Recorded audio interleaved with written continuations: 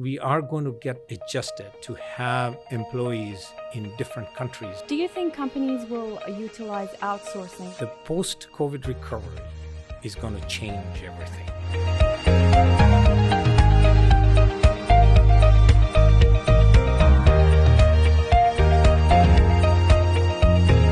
Hi everyone, it's Nikki here at SRA Staffing. Welcome to our very first episode. I have Roy here with me. How are you doing, Roy?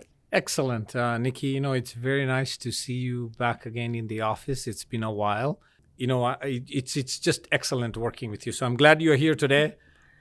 Thank you. Thank you so much. I actually missed working at the office so much, and I'm so happy that I got a chance to come here today to have a conversation with you. Let's get to our topic. I was reading an article on staffing industry analysts, and it was about a survey that was done in North America and the UK.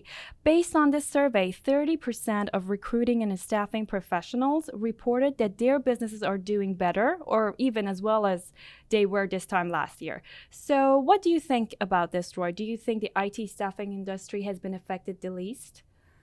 Yes, I think to answer your question, I feel that the IT staffing industry has been affected by COVID because it's directly who our clients are.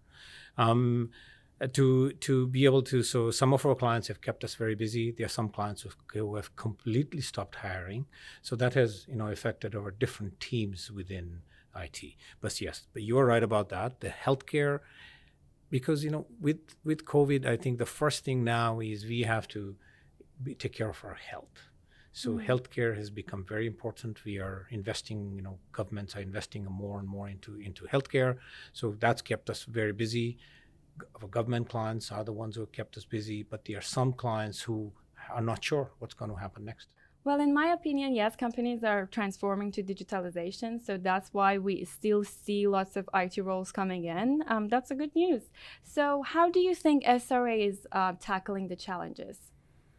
So that I think I want to share a little story. When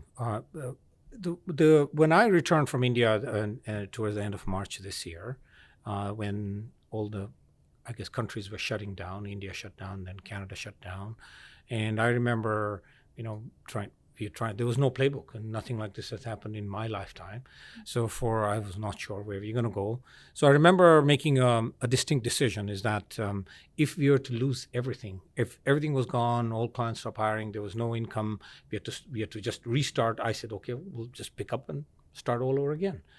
But I'm very happy to report is that it's been a different story 3 months later, 4 months later. I am so surprised that we've had one of the most profitable quarters in the history of the company. Now, how did that happen? It is because we were in the right industry. We were with government and healthcare. Government had to invest into COVID-related projects, and healthcare, of course, that we have to take care of firstly of our citizens. So that's where it has gone. So that has kept SRA right at the forefront. But do you think a lot of companies are laying off their IT resources? So that is, I think, there are industries that have been severely affected by COVID. And I believe that there will be the post-COVID recovery is going to change everything. Now, we know that the airline industry, aerospace, airlines, hospitality, hotels, any kind of travel-related business is going to change. We don't know. I'm not sure how they're going to recover. How there may be acquisitions and sell-offs. There'll be bankruptcies, and those things are going to settle by the time we come back. Those are some of the industries that are going to be affected. The biggest one I feel that will really lose a lot is the commercial real estate industry. But on the other hand, there are industries that are going to gain from these, from the post-COVID, who are going to come out even stronger. I believe is going to be, of course, information technology. Healthcare will remain until after we have the vaccine. That will still, most of the money will flow there. But there are industries like renewable energy is going to be in the forefront. And I feel that we should retool ourselves to be able to to be able to take advantage of the post-COVID recovery. Mm-hmm. Well, I look forward to seeing that everything is slowly getting back to normal, hopefully. But do you think companies will utilize outsourcing as one of their HR routes? Because when everybody can work from home, it doesn't matter where the home is, right? Exactly. And I think, Nikki, this was something, I've been thinking about for the last 10 years, and we knew that the walls around the borders and walls across the world are falling.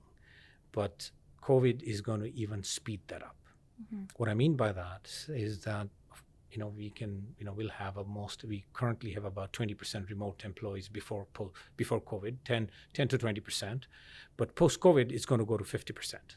So we can have most of our employees can be anywhere. Where would you work? In Richmond Hill or in Hawaii? I mean, it's a choice you can make. And I think that we are going to get adjusted to have employees in different countries across the world. We'll have them in India or in South America, or they could be somewhere in Europe. And that will be the future mixture of companies of post-COVID recovery economy. Well, that's something that scares me because I don't want to lose my job. I want to stay here in Toronto, and living here, it's not affordable. So I want to be able to have my job. That's kind of scary. I'm not a big supporter of outsourcing resources, but let's see what happens. And how do you see the economy in future? I know it's a really general question, but how long do you think it will take us to bounce back? So I was just reading an article from the World Economic Forum, and they are predicting the U.S. will take about 3 years to recover, for their economy to recover, because it's one of the largest economy and the most complex economies. It could take anywhere from to 1 to 3 years, but as the recovery happens, and I think when you are worried about being employed in a city like Toronto, I feel that, Nikki, that you should be seriously thinking about the new skills. I feel that this is the time to reassess yourself and see what are the skills that you need to gain.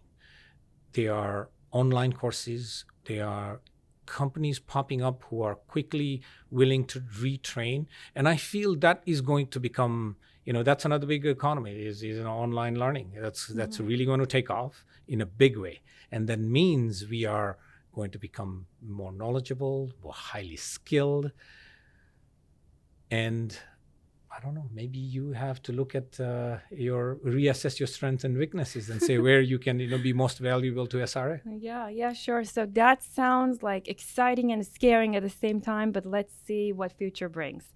Thank you so much, Roy, and thank you so much everyone for joining us today. If there's any topic that you want me to talk about here, you can email me. The link is in the description below, and have a great week ahead. Good day and bye now.